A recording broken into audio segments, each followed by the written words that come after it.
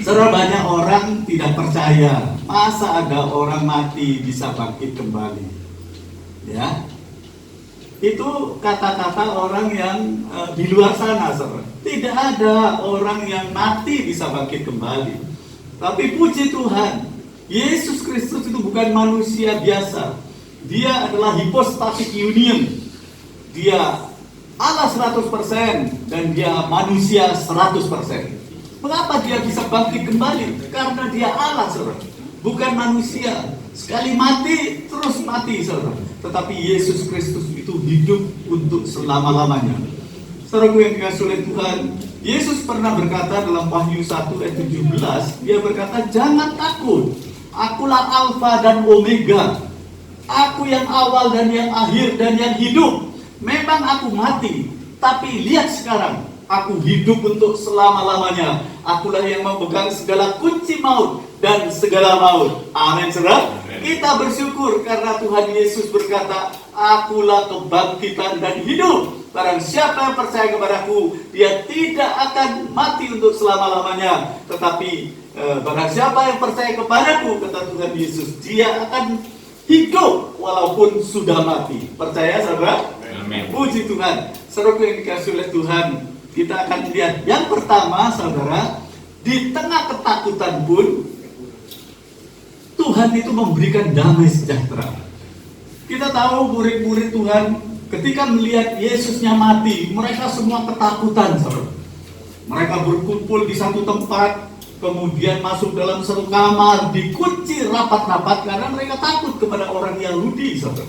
Ya, tapi saudara, kita lihat Yesus yang bangkit dengan tubuh kemuliaan, tubuh kebangkitan, dia bisa menembus tembok, saudara. Kemudian dia ada di tengah-tengah murid-muridnya, saudara, dan dia berkata, "Damai sejahtera bagimu." Saudara, mari kita baca dalam Yohanes 20 ayat 19. Yohanes 20 ayat 19 berkata begini, "Ketika hari sudah malam, pada hari pertama minggu itu, berkumpulah murid-murid Yesus di suatu tempat dengan pintu-pintu yang terkunci karena mereka apa? Karena mereka takut kepada orang-orang Yahudi. Pada waktu itu datanglah Yesus dan berdiri di tengah-tengah mereka dan berkata, 'Damai sejahtera bagi kamu. Peace be with you.'" Saudara yang kasih oleh Tuhan, kita bersyukur di mana ada ketakutan, Tuhan itu hadir memberikan damai sejahtera, sebab dia the Prince of Peace, dia Raja Damai. Yesus pernah berkata dalam Yohanes 14 ayat 27, dia berkata, "Damai sejahtera ku tinggalkan bagimu, damai sejahtera ku berikan kepadamu, dan apa yang diberikan kepadamu tidak seperti yang diberikan oleh dunia. Itu sebabnya jangan takut, jangan gentar." Saudara, kita percaya karena kubur kosong itu menunjukkan bahwa Yesus bangkit. He is risen. Dia bangkit. Buktinya apa? Kuburnya kosong. Saudara, setiap pemimpin dunia sampai sekarang ada kuburnya, saudara. Mereka yang sudah mati, mereka ada tulang belulangnya di sana. Tapi cuma satu, kubur Yesus itu kosong. Tidak ada tulang belulang di sana. Karena apa? Dia bangkit dari kematian. He is risen. Murid-murid, para wanita waktu datang ke kubur Yesus pada minggu pertama itu, mereka mencari Yesus. Tapi tidak ada di situ, dan malaikat berkata, "Kamu mencari orang yang hidup di antara orang yang mati. Dia sudah bangkit. He is risen." Saudaraku yang dikasihi oleh Tuhan, itu sebabnya kita tidak perlu takut menghadapi segala tantangan zaman, beratnya hidup di dunia saat ini. Kita tidak perlu takut adanya pandemi COVID-19, tidak perlu takut dengan adanya resesi ekonomi, resesi global, resesi politik, dan sebagainya, saudara. Karena kita percaya bahwa Yesus itu bangkit. Bahkan, saudara, berapa banyak hari ini banyak orang yang resah, bingung, takut akan masa depan. Kita tahu hari depan kita ada di tangan Tuhan. Banyak orang yang khawatir, takut karena penghasilan menurun adanya pandemi ini.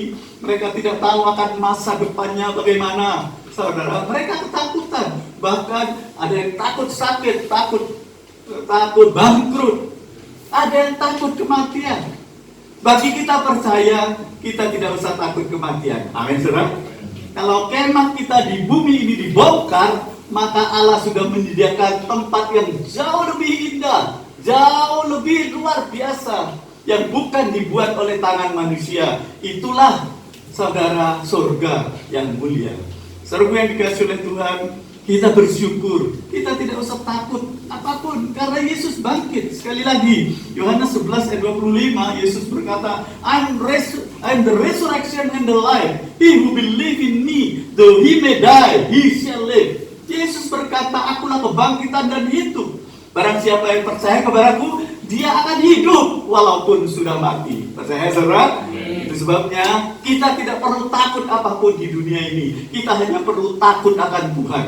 Kalau kita takut akan Tuhan, kita tidak akan takut apapun. Tapi kalau kita tidak takut Tuhan, kita akan ketakutan melihat dunia semakin tidak menentu ini. Saudara yang dikasihi oleh Tuhan, itu sebabnya mari kita bangkitkan iman kita. Kita yang percaya Yesus bangkit. Seluruh dunia hari ini gereja Tuhan memperingati hari kebangkitan. Biarlah sukacita, damai sejahtera itu melimpah dalam kehidupan kita semua, saudara. Karena kita tahu ketika kita mengalami ketakutan, maka Tuhan akan memberikan damai sejahtera. Jadi, saudara, yang pertama, makna kebangkitan Kristus di dalam kehidupan kita.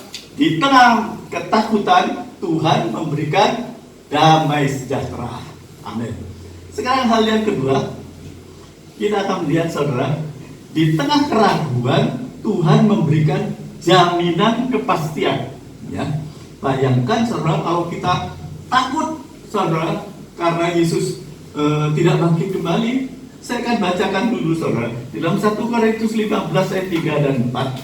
1 Korintus 15 ayat 3 dan 4 berkata, sebab yang sangat penting telah kusampaikan kepadamu, yaitu apa yang telah kuterima sendiri, ialah bahwa Kristus telah mati karena dosa-dosa kita sesuai dengan kitab suci, bahwa ia telah dikuburkan dan bahwa ia telah dibangkitkan pada hari yang ketiga sesuai dengan kitab suci.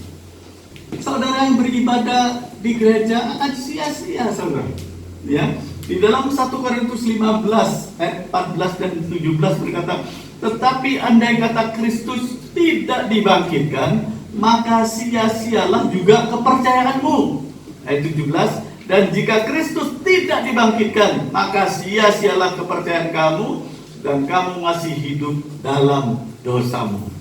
Saudara yang dikasihi oleh Tuhan, itu sebabnya saya katakan yang pertama, di dalam ketakutan pun Tuhan datang memberikan damai sejahtera kepada kita. Hal yang kedua, saudara, di tengah keraguan Tuhan memberikan jaminan kepastian. Ya, kita akan membaca dalam Yohanes 20 ayat 24 dan seterusnya. Saudara yang dikasihi oleh Tuhan, cerita ini tentang Thomas. Thomas yang tidak percaya kalau Yesus itu bangkit. Ketika dia, saudara, tidak hadir dalam pertemuan murid-murid itu, dia tidak tahu, tidak percaya. Tapi murid-muridnya yang mengetahui semuanya, saudara, yang menceritakan. Coba kita baca. Tetapi Thomas, seorang dari 12 murid itu yang disebut Didimus, tidak ada bersama-sama mereka ketika Yesus datang ke situ. 25. Maka kata murid-murid yang lain itu kepadanya, kami telah melihat Tuhan. Tetapi Thomas berkata kepada mereka, "Sebelum aku melihat bekas paku pada tangannya, dan sebelum aku mencucukkan jariku ke dalam bekas paku itu dan mencucukkan tanganku ke dalam lambungnya, sekali-kali aku tidak akan percaya." Saudara yang kasih oleh Tuhan, ini merupakan satu peringatan buat kita. Jangan kita suka meninggalkan persekutuan, ya, sehingga iman kita merosot. Seperti Thomas ini, dia tidak percaya. Ibrani 10 ayat 25 berkata, janganlah suka meninggalkan persekutuan, ibadah seperti ini, ya. Mari kita semakin giat melakukannya menjelang hari Tuhan yang semakin dekat. Nah, pada hari yang ke-8 kembali Yesus datang menemui, menjumpai murid-muridnya. Ketika itu Thomas hadir, saudara. Ya. Lalu ya, kita baca aja ayatnya. Ayat 26 berkata begini. Ayat 26. 8 hari kemudian murid-murid Yesus berada kembali dalam rumah itu, dan Thomas bersama-sama dengan mereka. Sementara pintu-pintu terkunci, Yesus datang dan ia berdiri tengah-tengah mereka dan berkata apa? Damai sejahtera bagi kamu. Ayat 27. Kemudian dia berkata kepada Thomas, taruhlah jarimu di sini dan lihatlah tanganku, ulurkanlah tanganmu dan cucukkan ke dalam lambungku, dan jangan engkau tidak percaya lagi, melainkan percayalah. Kemudian saudara, ketika Tuhan Yesus memanggil, mas, Reneo mas, gini orang Jawa, ayo cucukkan tanganmu di tempat lubang tanganku dan lambungku. Dan Thomas, saudara, ya kalau orang sekarang itu izin, saudara, malu luar biasa. Tapi kita melihat, saudara, di dalam ayat yang ke-28 dikatakan, Thomas menjawab dia, ya Tuhanku dan Allahku, you are my Lord, you are my God, katanya. Ayat 29, kata Yesus kepadanya, karena engkau telah melihat aku, maka engkau percaya. Berbahagialah mereka yang tidak percaya. Berbahagialah mereka yang tidak melihat namun percaya. Saudara yang dikasihi oleh Tuhan, ketika itu Thomas baru percaya setelah membuktikan Yesus itu bangkit, dia hidup. Dia sujud menyembah dan berkata, you are my Lord, you are my God, engkaulah Allahku, engkau Tuhanku. Saudara yang dikasihi oleh Tuhan, kita tahu perjalanan iman Thomas setelah dia membuktikan Yesus hidup, saudara. Dia menjadi seorang penginjil. Dia pergi ke India, kemudian membangun gereja di sana dan memberitakan kebenaran firman Tuhan. Tetapi saking semangat, saking bergairahnya dia, saudara, kemudian dia ditangkap, kemudian ditusuk dengan tombak, dia mati syahid sebagai martir. Saudara yang dikasihi oleh Tuhan, walaupun saudara Thomas ini cuma 3 kali tampil di dalam Injil, saudara, tetapi prestasinya luar biasa karena dia melihat Yesus yang bangkit, maka dia luar biasa bersemangat, bergairah. Dia hanya 3 kali, saudara, disebut di dalam Alkitab, tetapi dia menjadi penginjil yang luar biasa. Mari kita baca di dalam Yohanes 11 ayat 14. Yang pertama berkata begini, lalu Thomas yang disebut Didimus berkata kepada teman-temannya, yaitu murid-murid yang lain, marilah kita pergi juga untuk mati bersama-sama dengan dia. Yang kedua ada di dalam Yohanes 14 ayat yang kelima. Setelah kita tahu Yesus itu berkata di dalam Yohanes 14 ayat 1 sampai ayat yang ketiga, dia berkata begini, saudara, janganlah gelisah hatimu, percayalah kepada Allah dan percayalah kepadaku juga. Kemudian dikatakan, di rumah Bapakku banyak tempat tinggal. In my father's home there are many mansions. Banyak tempat tinggal, aku pergi ke sana untuk menyediakan tempat bagimu. Dan setelah aku menyediakan tempat, aku akan datang kembali menjemput engkau. Dan di mana aku ada, di situ hambaku berada. Nah, ayat ini selanjutnya, ayat yang kelima berkata begini, ya. Yohanes 14 ayat yang kelima. Kata Thomas kepadanya, kepada Tuhan, kami tidak tahu kemana engkau pergi. Jadi bagaimana kami tahu jalan ke situ? Ini yang kedua, saudara. Di dalam Injil Yohanes 3 kali disebut nama Thomas. Yang ketiga terdapat di dalam Yohanes 20 ayat 25 tadi, saudara. Maka kata murid-murid yang lain itu kepadanya, kami telah melihat Tuhan. Tetapi Thomas berkata kepada mereka, sebelum aku melihat bekas paku di tangannya dan selanjutnya tadi kita sudah membaca. Saudara, sekali lagi, walaupun nama Thomas ini cuma 3 kali disebut dalam Injil Yohanes, tetapi prestasi imannya luar biasa karena dia berjumpa dengan Yesus Kristus. Dia sujud menyembah dan berkata, "You are my Lord, you are my God." Begitu juga saudara dan saya. Kalau kita percaya kepada Yesus yang hidup, mungkin kita tidak melihat dengan kasat mata. Tapi Yesus berkata, berbahagialah mereka yang percaya walaupun tidak melihat. Amin, saudara. Kalau kita percaya Yesus itu bangkit dari kematian, seharusnya iman kita seperti Thomas yang berani menginjil, saudara. Walaupun harus menyerahkan nyawanya. Dikatakan Thomas itu mati ditusuk dengan tombak di India. Saudara yang dikasihi oleh Tuhan, Thomas sebagai rasul Tuhan itu membuktikan setelah Yesus bangkit dari kematian, saudara, maka dia sungguh-sungguh bergairah. Itu sebabnya jangan pernah ragu dan bimbang akan kebangkitan Yesus. Amin, saudara.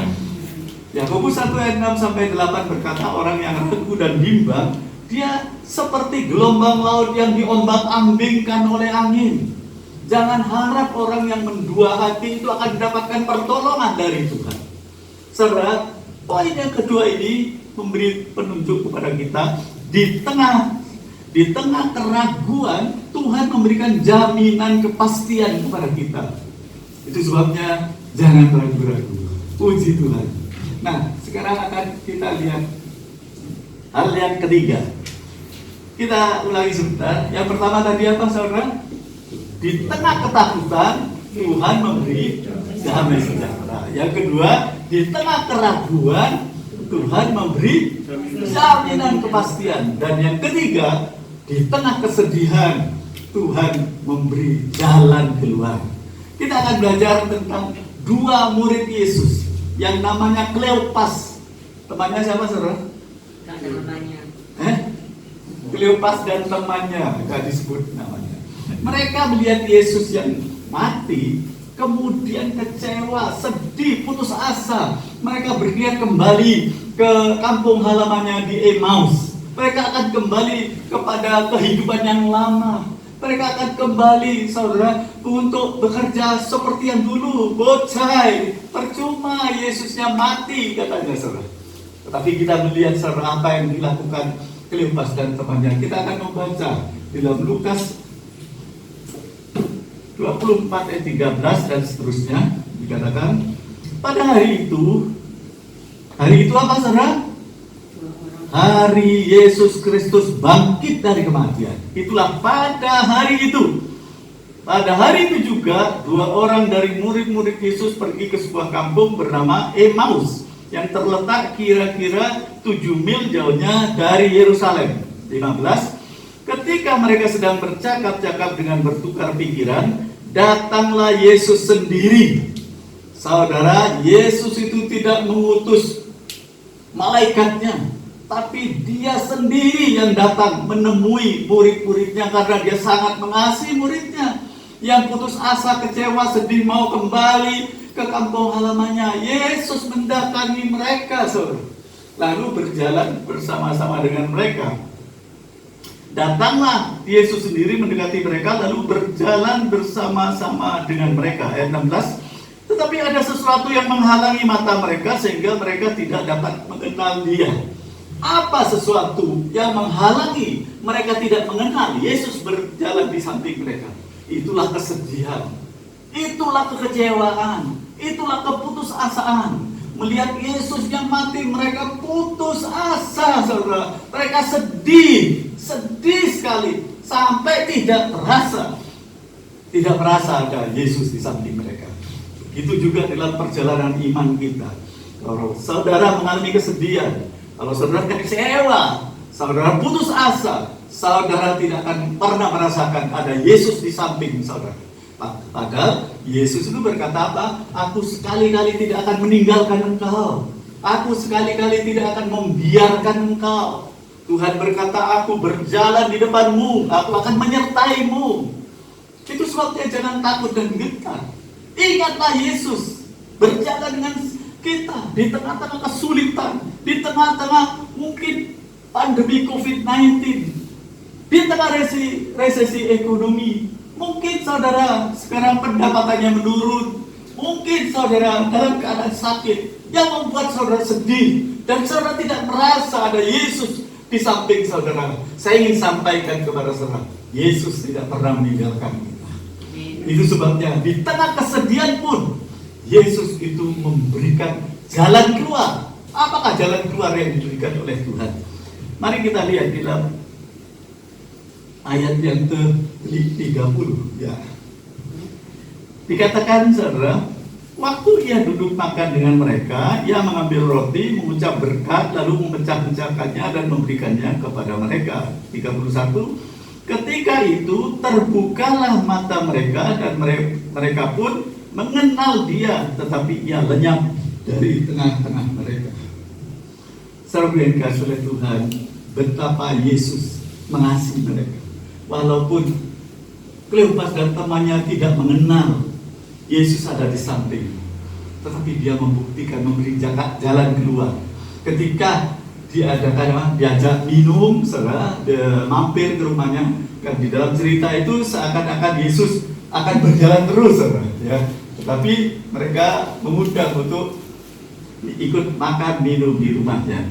Nah, kita melihat saudara, ketika ia mengambil roti, mengucap berkat, memecah-pecahkannya dan memberikan kepada mereka. Mereka teringat setiap kali Yesus mengadakan perjamuan kudus seperti yang nanti kita akan lakukan, saudara. Mereka teringat, ini kan Yesus. Baru mereka merasa, saudara, bahwa inilah Yesus. Ayat 32, ya. Ayat 32 berkata, kata mereka seorang kepada yang lain, bukankah hati kita berkobar-kobar ketika ia berbicara dengan kita di tengah jalan dan ketika ia menerangkan kitab suci kepada kita? Saudaraku yang dikasihi oleh Tuhan, saya tetap bersyukur walaupun monitornya mati, saya masih bisa baca di handphone, saudara bisa baca di layar monitor. Kita bersyukur. Tuhan senantiasa memberikan jalan keluar kepada kita di tengah-tengah kesulitan, di tengah-tengah hal-hal yang tidak baik, beratnya hidup ini. Tuhan selalu memberikan jalan keluar kepada orang yang berharap kepada Dia. Saudara yang dikasihi oleh Tuhan, Yesus dengan caranya sendiri, ya, supaya mereka ingat. Dan mereka berkata, bukankah tadi kita berkobar-kobar? Ya, bukanlah rasanya menyala-nyala. Siapa sih yang ada di samping kita kok bisa menerangkan Alkitab begitu sempurna? Mereka jadi teringat. Dan kita selanjutnya akan lihat ayat yang ke-33. Dikatakan, lalu bangunlah mereka dan terus kembali ke Yerusalem. Di situ mereka mendapati ke-11 murid itu. Mereka sedang berkumpul bersama-sama dengan teman-teman mereka. 34, kata mereka, sesungguhnya Tuhan telah bangkit dan telah menampakkan diri kepada Simon. Saudara yang dikasihi oleh Tuhan, kita bersyukur, saudara, karena Tuhan Yesus bangkit. Saya katakan tadi, seperti Kleopas dan temannya ini yang akan kembali ke Emmaus, ketika Tuhan memberikan jalan keluar sehingga mereka sadar bahwa ini Yesus yang bangkit. Dikatakan oleh Alkitab, lalu mereka kembali berlari-lari, tidak jadi ke Emmaus, tapi back to Jerusalem. Mereka kembali Yerusalem. Itu gambaran kalau mungkin saudara saat ini ada yang putus asa, kecewa atau sedih, saudara berniat mundur dari pelayanan, percuma, aku mengalami hal yang tidak baik. Saya ingin sampaikan kepada saudara, kembalilah saudara, back to Jerusalem. Mari kita kembali lagi. Saya percaya Tuhan itu baik, bahwasanya untuk selama-lamanya kasih setianya. Amin. Ayo sebelumnya kita tepuk tangan yang beliau berkata kita. Haleluya.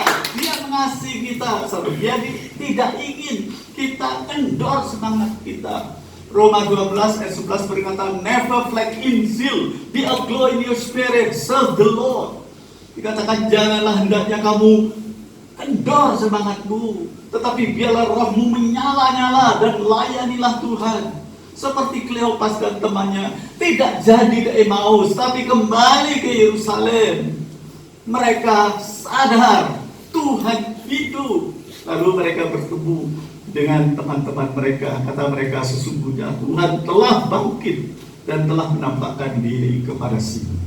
Saudara yang dikasihi oleh Tuhan, kita patut bersyukur. Hari ini kita di sini juga gereja Tuhan di seluruh dunia memperingati hari kebangkitan Yesus, hari kemenangan. Seharusnya kita bersorak-sorai, saudara. Kita tidak menyembah Allah yang mati, saudara. Allah kita hidup. Itu sebabnya apapun yang terjadi dalam hidup kita, mari kita tetap bersemangat, bergairah kembali, saudara. Biarlah lewat Paskah tahun ini kita semua semakin semangat, saudara, untuk melayani Tuhan. Amin. Saya yakin dan percaya upah yang besar sudah disediakan oleh Bapa di surga. Saudara yang dikasihi oleh Tuhan, kita bersyukur. Saya sudah sampai kepada kesimpulan, ya. Walaupun kita ada sedikit gangguan, tapi sampai selesai ibadah ini kita bisa mendengar firman Tuhan. Ya, sekali lagi, saudara, tema kita adalah pengharapan dalam kebangkitan Yesus. Kita yang merayakan kebangkitan Yesus hari ini ada pengharapan buat kita. Pengharapan yang luar biasa, saudara. Itu sebabnya jangan sampai kita terpuruk oleh kesulitan tantangan hidup ini, sehingga kita mundur dari Tuhan, sehingga kita tidak ada semangat lagi. Tetapi saya percaya dengan kita mendengar firman Tuhan pagi hari ini, iman kita dibangkitkan. Mari bersama-sama, saudara. Saya percaya bersama dengan Yesus yang hidup, kita akan melihat, ya, kemuliaan Tuhan, berkat, mujizat terjadi dalam hidup kita. Ayo sekali lagi kita tepuk tangan yang beri buat Tuhan. Haleluya. Ya, kita akan lihat poinnya, saudara. Mari kita baca bersama-sama apa makna kebangkitan Kristus di dalam kehidupan orang yang percaya. Pertama apa? Di tengah ketakutan Tuhan memberi damai sejahtera. Yang kedua, di tengah keraguan Tuhan memberi jaminan kepastian. Dan yang ketiga, di tengah kesedihan Tuhan memberi jalan keluar. Oh, luar biasa. Mungkin saat ini ada di antara saudara yang ketakutan. Saya tadi mengatakan takut akan masa depan. Padahal masa depan kita ada di tangan Tuhan. Ya, masa depan kita. Tuhan berkata, Tuhan itu Dia memegang hari esok kita. Hari depan kita ada dalam tangan Tuhan. Rancangan Tuhan itu bukan rancangan kecelakaan, tapi rancangannya adalah rancangan damai sejahtera untuk memberikan kepada kita, saudara, apa? Hari depan yang penuh dengan harapan. Puji Tuhan. Dan yang ketiga, saudara, di tengah kesedihan Tuhan memberi jalan keluar. Saya yakin dan percaya, walaupun saudara putus asa, kecewa, sedih, saudara, masih ada jalan keluar di dalam Tuhan. Ini sebabnya saudara yang dikasihi oleh Tuhan, biarlah Paskah tahun ini membangkitkan iman semua. Iman kita semua semakin bangkit. Mari kita bergairah kembali, lebih bersemangat dari tahun-tahun yang lalu. Walaupun ada pandemi COVID-19, walaupun ada resesi ekonomi, walaupun apa, mungkin saudara, badai kehidupan semakin menderu dalam kehidupan kita. Ada tantangan zaman yang luar biasa, beratnya hidup ini. Sekali lagi, Yesus itu bangkit, Dia hidup, saudara. Percayalah, kalau Yesus hidup, Dia pasti bisa menolong kita apapun problem masalah kita. Ayub 42 ayat kedua berkata, aku tahu Allah itu sanggup melakukan segala sesuatu dan tidak ada rencananya yang gagal. Amin. Mari kita berkata bersama seperti Rasul Paulus yang berkata dalam Filipi 4 ayat 13, I can do all things through Christ who strengthened me. Aku cakap melakukan segala perkara karena Kristus yang hidup itu memberikan kekuatan kepadaku. Without me you can do nothing, kata Yesus. Tanpa aku kamu tidak bisa berbuat apa-apa. Itu sebabnya serahkan hidup kita kepada Tuhan. Dia yang memelihara kita. Kalau saat ini saudara mengalami banyak tantangan, kesulitan, sakit, penyakit apapun, percayalah Kristus itu hidup. Dia pasti bisa menolong kita semua. Amin. Ya, puji Tuhan. Selamat Paskah tahun 2021. Tuhan memberkati kita semua. Amin.